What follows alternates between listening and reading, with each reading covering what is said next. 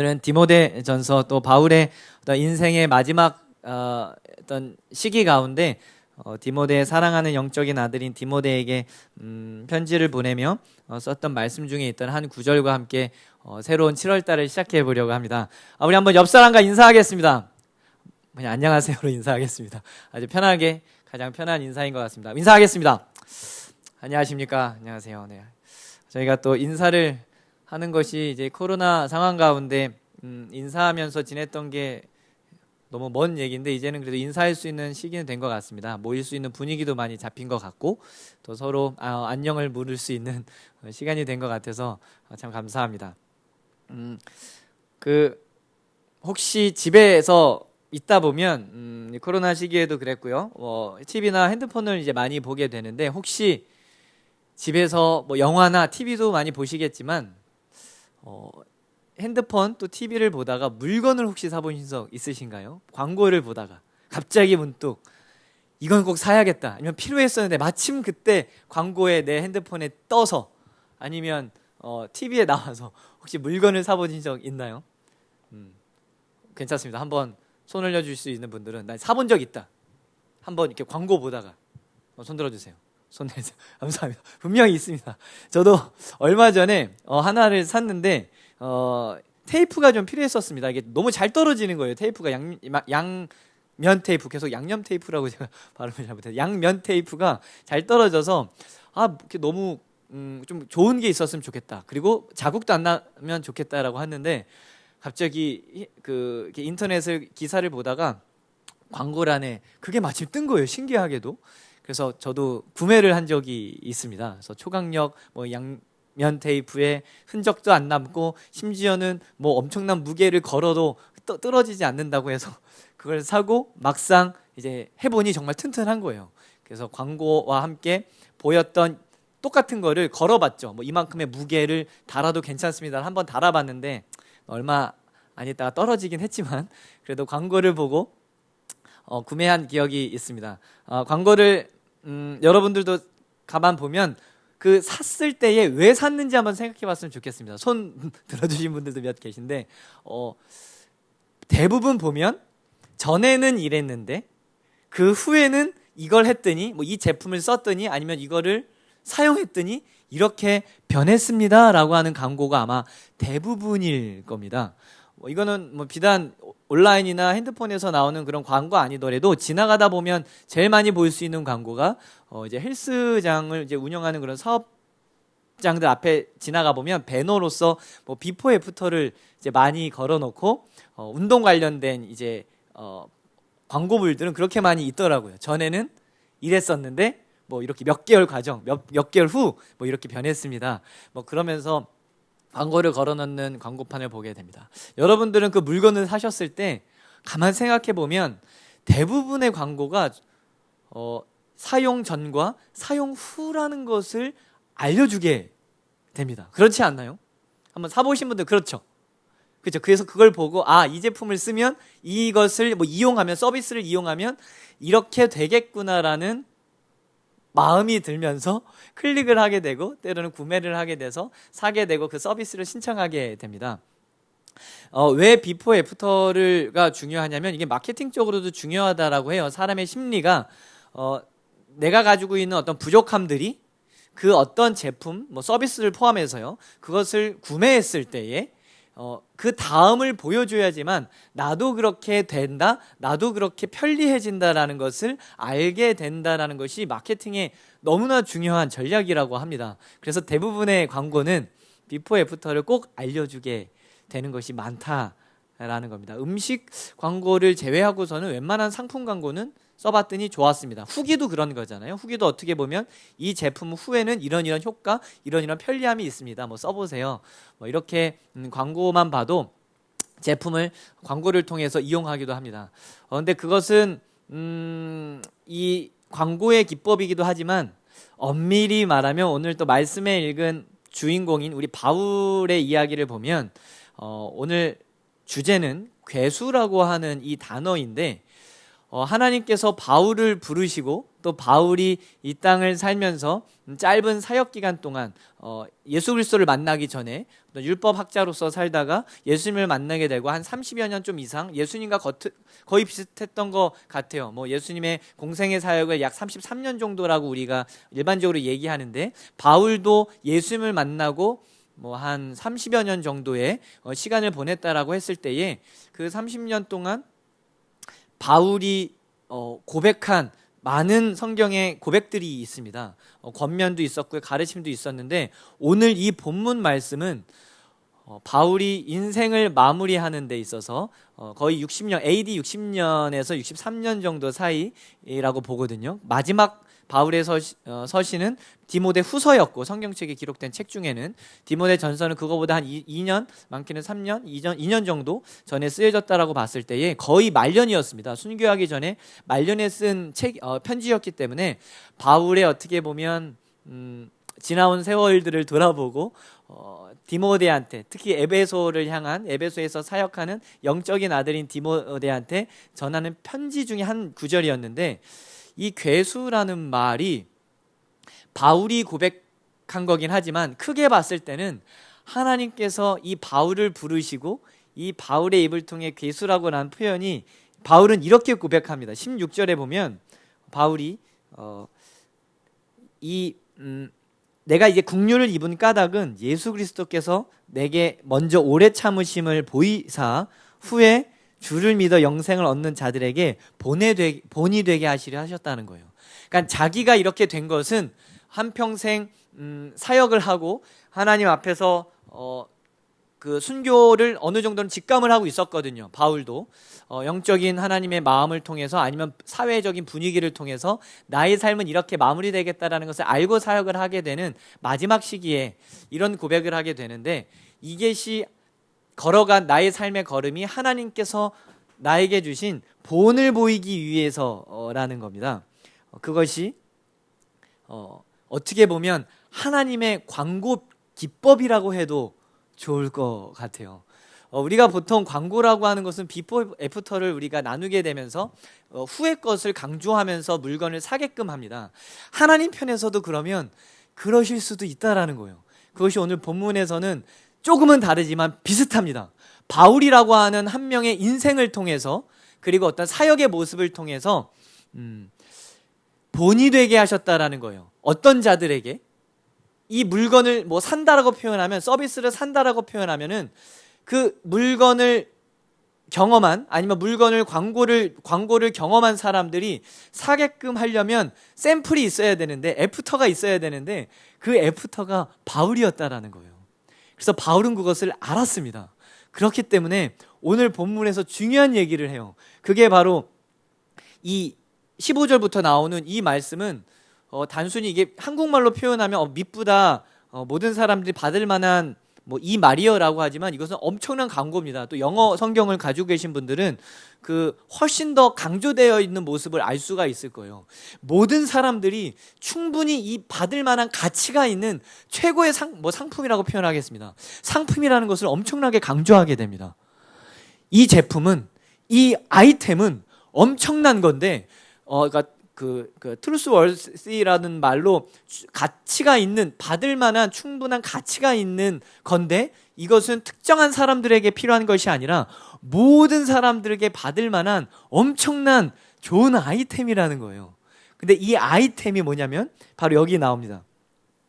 예수께서 죄인을, 일반 사람이 아닌 죄인을 구원하시려고 세상에 임하셨고, 그리고 죄인 중에 내가 괴수다라는 겁니다. 즉 이 아이템의 핵심은 예수께서 이 땅에 오셨는데 죄인을 위해 오셨다라는 겁니다. 그러면 이 아이템은 누가 이용할 수 있는 거다? 우리가 아는 것처럼 죄인이 이용할 수 있는 최고의 아이템이라는 거예요. 근데 이 아이템을 사려면 보통은 지금은 당연히 돈을 들여서 쿠폰이나 아니면 어떤 상품권이나 돈을 들여서 제품을 사지만, 근데 이 아이템은 되게 재밌게도 돈을 들여서 사는 게 아니라 다른 모습으로 이 아이템을 경험할 수 있대요. 얻을 수 있대요. 그게 바로 우리 얘기한 나는 죄인 중에 괴수다 라는 이야기를 하게 됩니다. 그래서 결국엔 이 아이템을 맛볼 수 있는 최고의 어떤 쿠폰은, 최고의 상품권은 내가 죄인 중에 괴수라는 상품권입니다. 근데 이 괴수는 우두머리라는 말이 원래 더 번역적으로는 가까운데 뭐 괴수라는 말을 썼습니다. 그 최고의 어떤 그 사람 중에 더 사람, 죄인 중에 죄인이라는 뜻인데, 우두머리라고 번역하는 게 조금 더 가까울 것 같긴 한데, 나는 죄인 중에 우두머리라는 거예요. 근데 이게 참 아이러니한 게, 어떻게 그럼 우두머리가, 죄인 중에 최고의 순악질 우두머리가 어떻게 이 아이템을 살 수 있을까? 바로 이겁니다. 그래서 이 중간을 연결할 수 있는 것이 복음이라고 하는 겁니다. 그것이 우리가 잘 알고 있는 누구다? 예수 그리스도라는 거예요.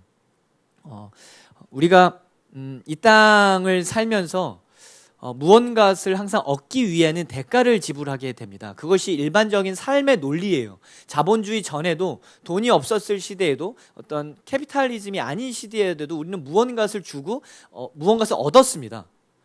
그래서 어떤 트레이드라고 하는 것을, 뭐 사업하는 분들은 더 잘 아시겠지만, 돈이 아니더라도 무언가를 가지고 꼭 그것을 얻게 되는 것이 우리의 삶의 모습이었어요. 근데 하나님 편에서도 보면 이 예수 그리스도라고 하는 복음의 핵심을 우리 가운데 주고 싶어서, 결국엔 죄인된 우리들에게 주고 싶어서, 그것을 무언가는 대가라고 표현하자면 그것을 얻게끔 하고 싶은데, 그것을 주신 것이 우리가 알고 있는 예수 그리스도라고 하는 겁니다. 근데 우리가 그것을 얻으려고 많이 방황했어요. 구약시대 때는 율법을 통해, 율법을 지키면서 그 최고의 아이템을 얻기 위해서 살아냈습니다. 근데 그 최고의 것을 얻기 위해서 율법적으로 쌓여 있었던, 무엇을 지키면 되고 이것을 하면 되고 이렇게 안 하면 되고 얻으려고 해봤더니 계속 그것은 멀리만 가는 거예요.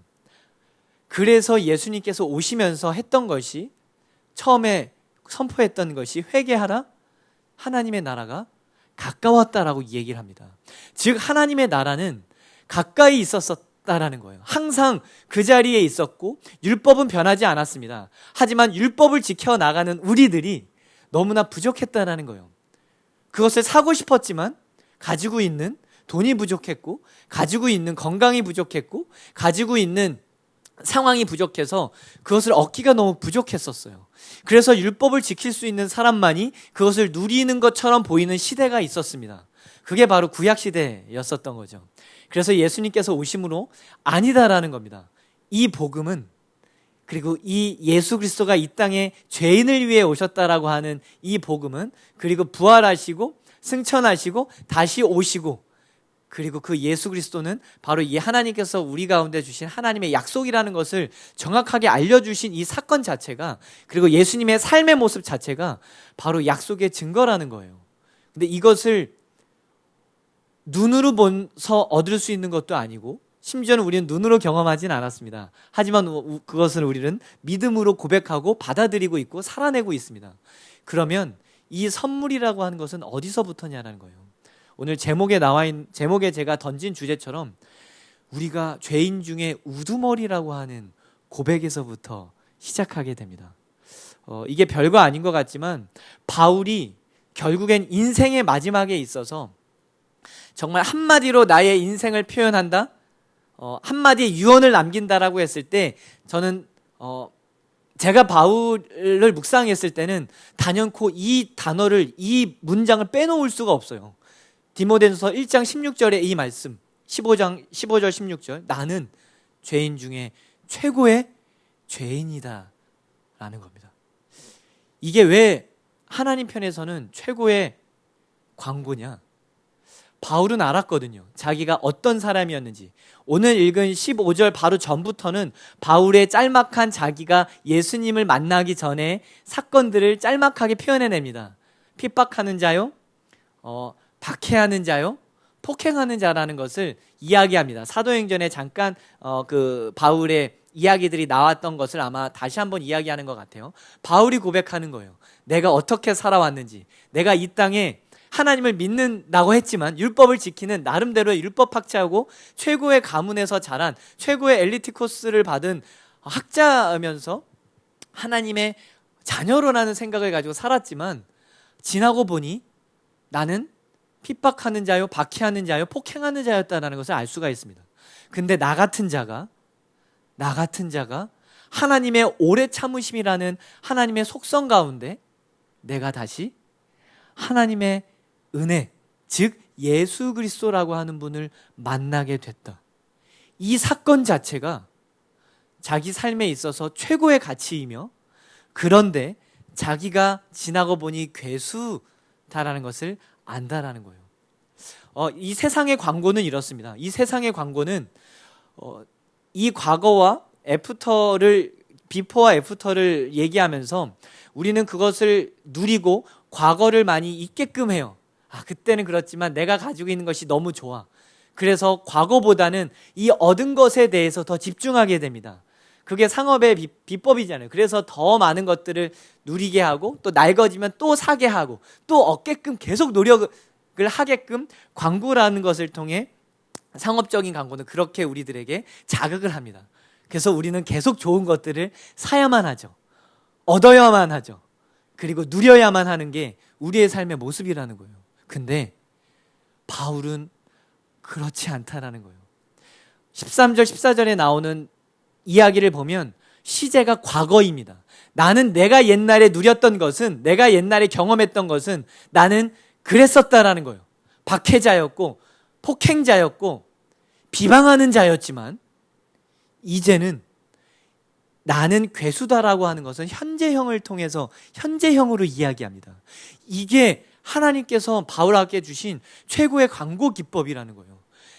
우리는 과거가 이렇게 변해서 바울이라고 하는, 야 대단하다, 선교 역사의 최고의 선교사를 뽑는 바울, 거기다가 인생의 마지막이었기 때문에 바울이 얘기할 수 있는, 주장할 수 있는 많은 선교의 이야기들이 많았을 겁니다. 나는 이렇게 살았지만 이런 은혜로 이런 사역을 해냈습니다.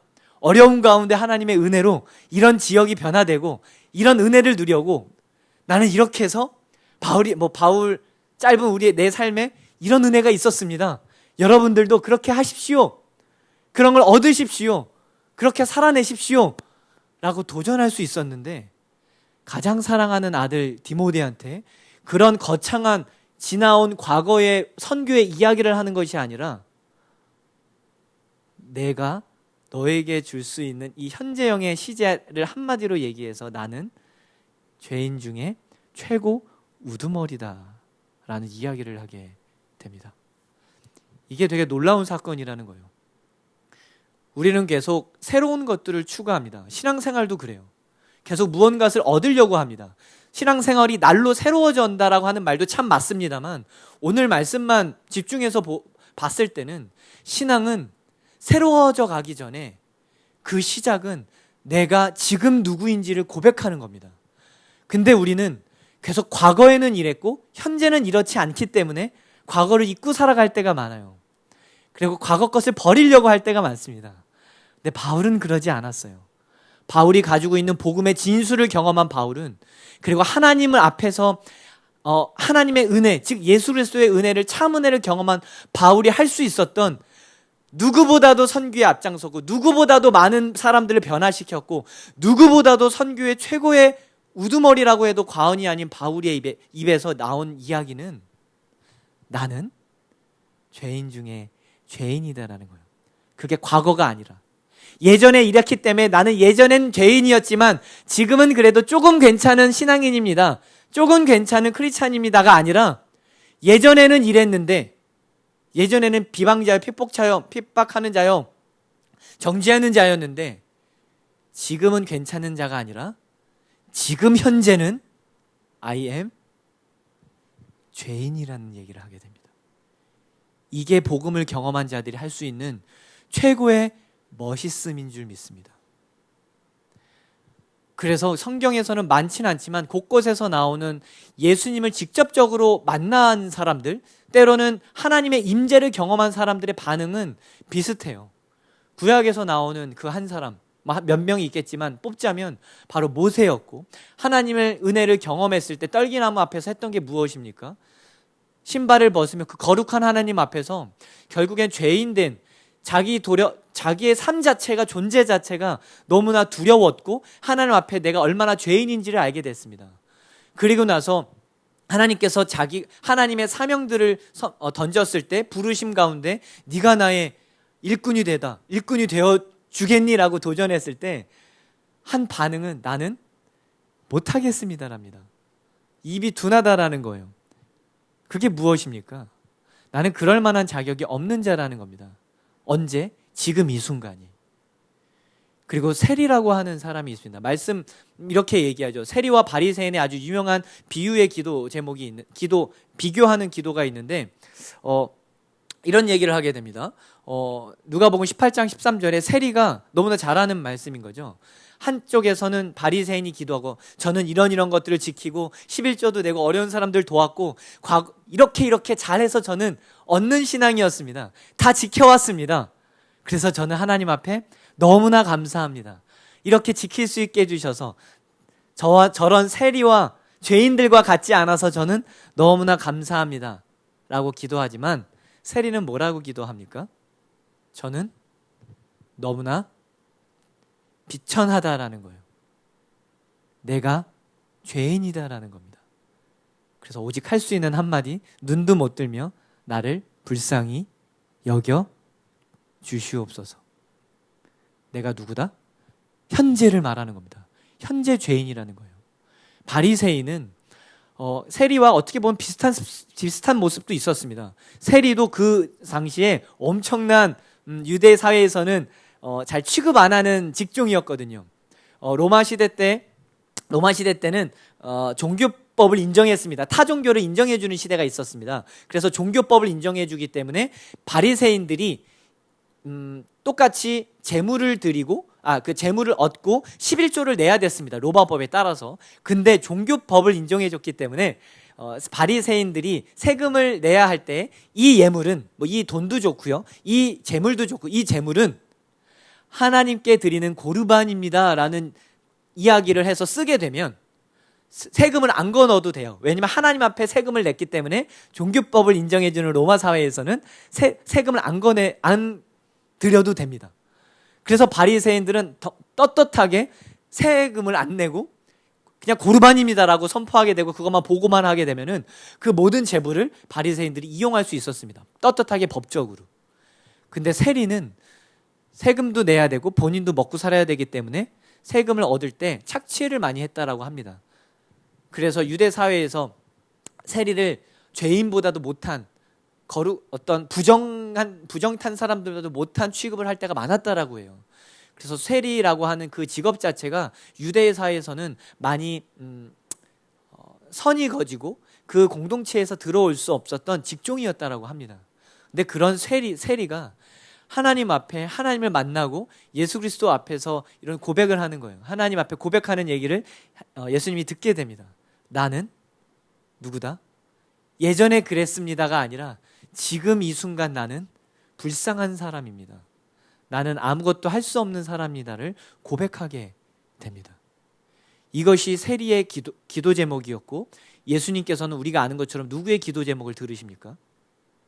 누가 의인이다? 세리가 의인이다라고 얘기를 합니다. 즉 의인이가 뭐예요? 법적으로만 보면 바리새인은 법적으로 잘못한 건 없었습니다. 율법도 잘 지켰고요. 로마법도 잘 지켰습니다. 법적으로 보면 어떻게 보면 세리가 더 나쁜 사람들이었거든요. 유대 사회에서. 세금 더 많이 걷어가려고 착취했기 때문에. 근데 예수님은 세리의 손을 들어줍니다. 왜요? 의로운 사람이기 때문에. 즉 righteous라고 하는 말은 옳다라는 거예요. 뭐 앞에서? 하나님 앞에서 옳았기 때문에 그렇습니다. 무엇이 옳습니까? 더 많이 얻어서요? 더 많이 거룩해져서요? 우리가 아는 더 많이 뭔가 11조도 많이 내고 더 지키고 예배도 더 딱 정시에 드리고 그렇다고 다음 주부터 정시에 안 드리라는 말은 아닙니다. 그런 게 중요한 게 아니라 먼저는 내가 누구냐라는 고백에서부터 나온다라는 거예요. 저와 여러분들은 누구입니까? 저와 여러분들은 무엇입니까? 그게 바로 죄인이다라는 고백입니다. 그 죄인이라는 고백이 바울도 경험했다라는 거예요.